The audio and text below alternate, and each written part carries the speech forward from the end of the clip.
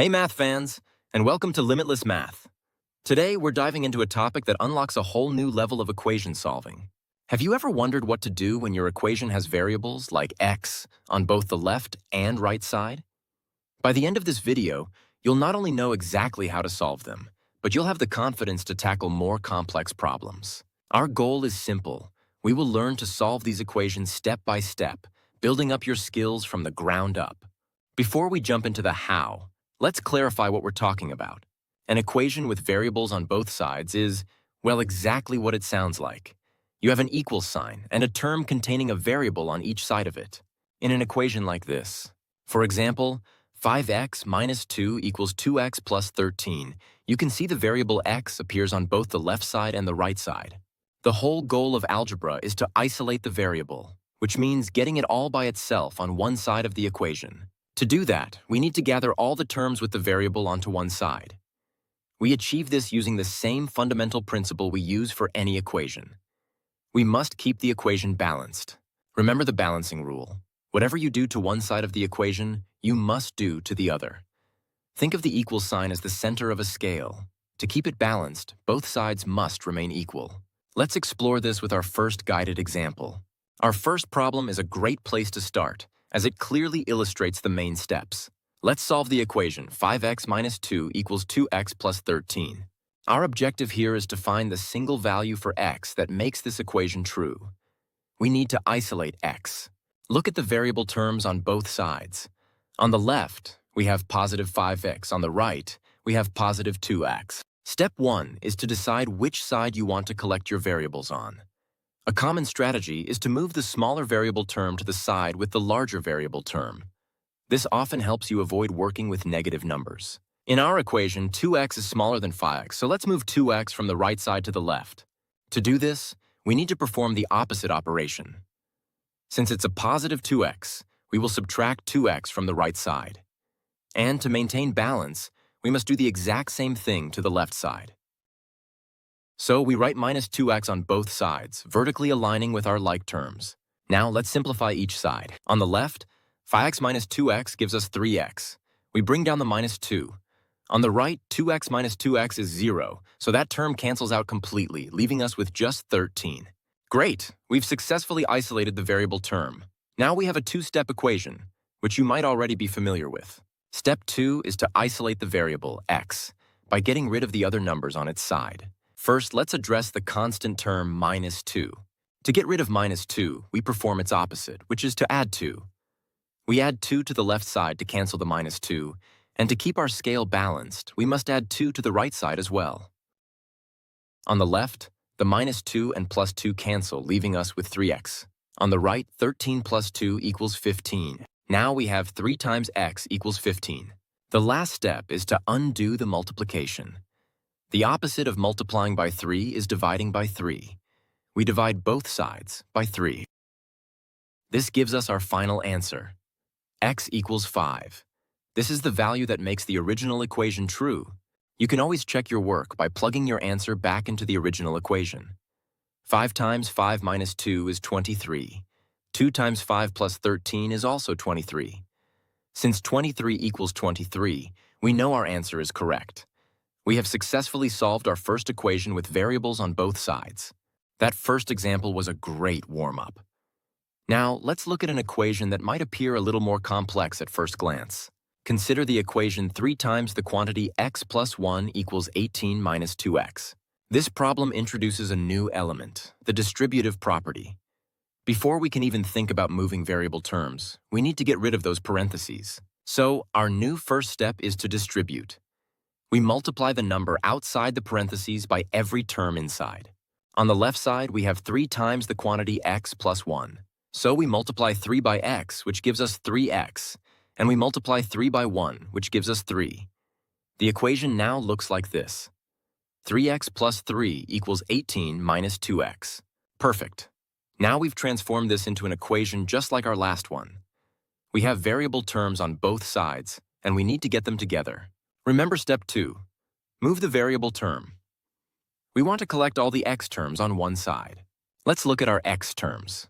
We have 3x on the left and minus 2x on the right. This time, the term on the right is negative. A great strategy is to add the negative term to the other side to make it positive. The opposite of minus 2x is plus 2x. So we add 2x to both the left and right sides to keep the equation balanced. Now let's simplify. On the left, 3x plus 2x gives us 5x. We bring down the plus 3. On the right, minus 2x and plus 2x cancel, leaving us with 18. Our equation is now 5x plus 3 equals 18. Now we're down to a simple two-step equation.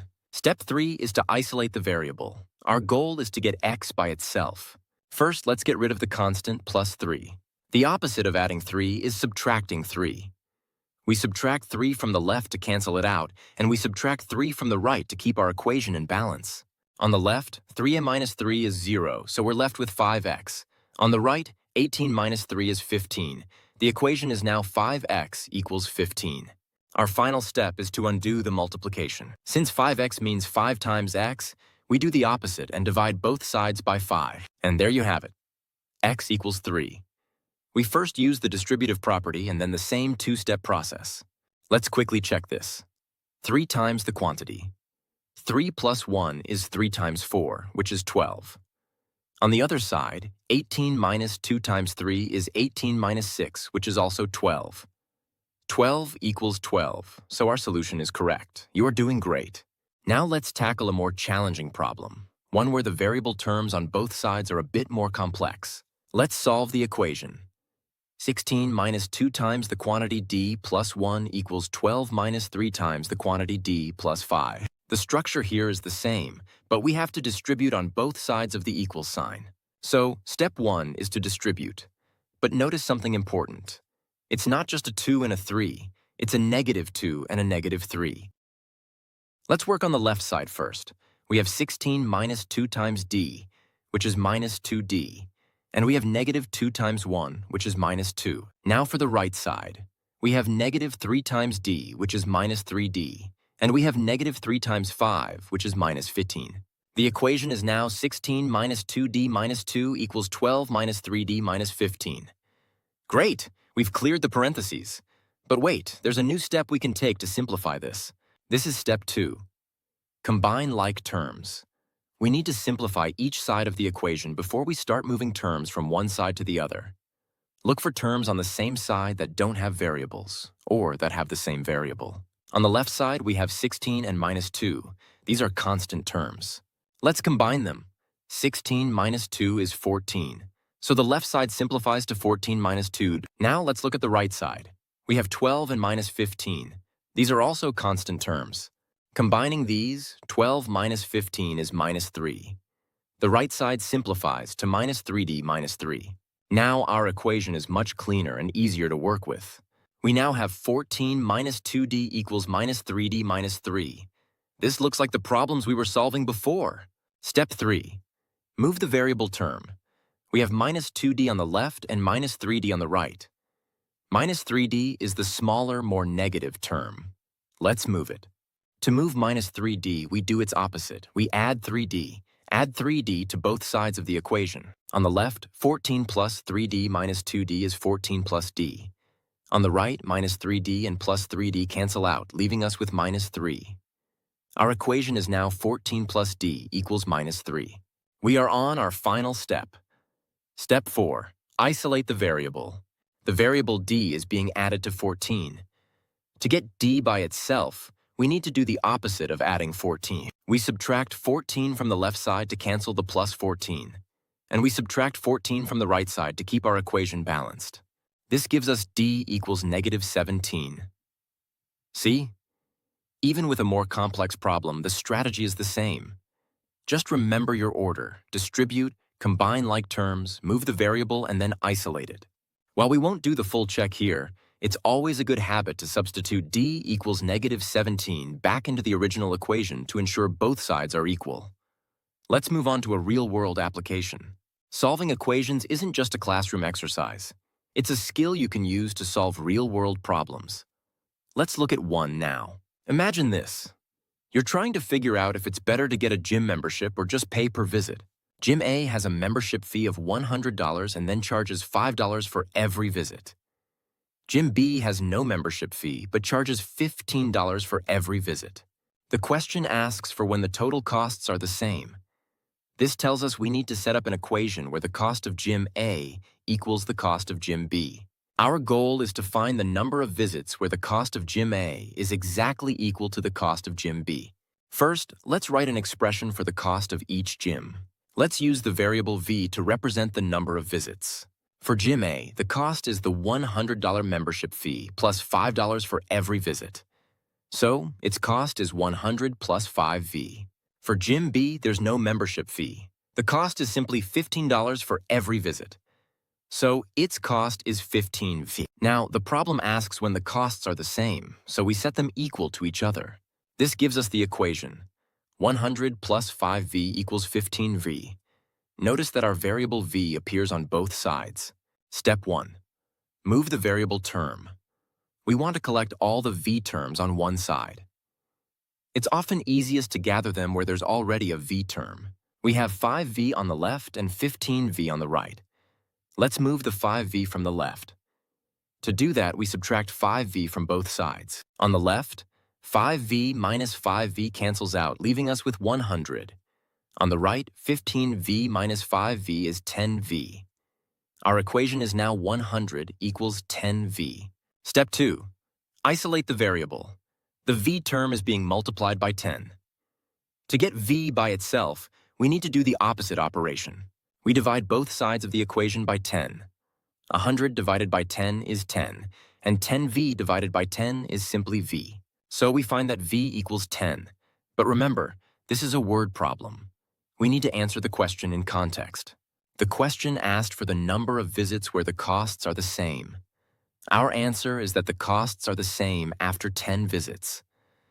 At this point, the membership fee of $100 and the higher per visit charge of $15 have balanced out. And again, we can quickly check our answer. For 10 visits, Gym A costs 100 plus 5 times 10, which is $150.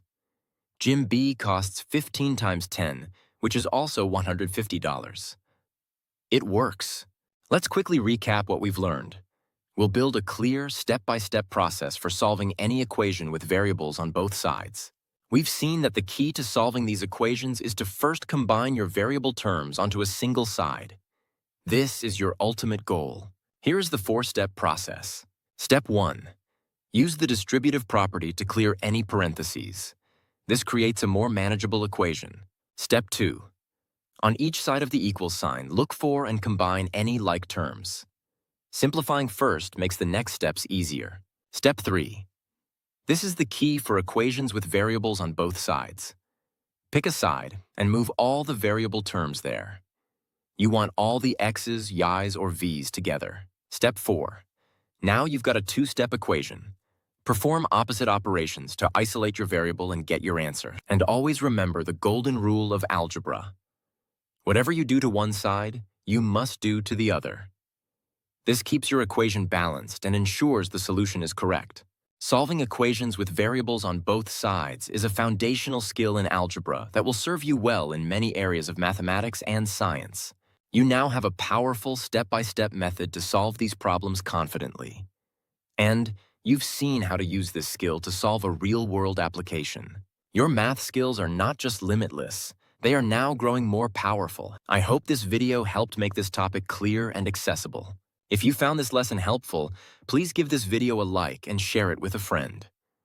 Don't forget to subscribe to Limitless Math for more step-by-step tutorials, and let me know in the comments what other math topics you'd like to see covered. Thank you for watching, and keep on learning.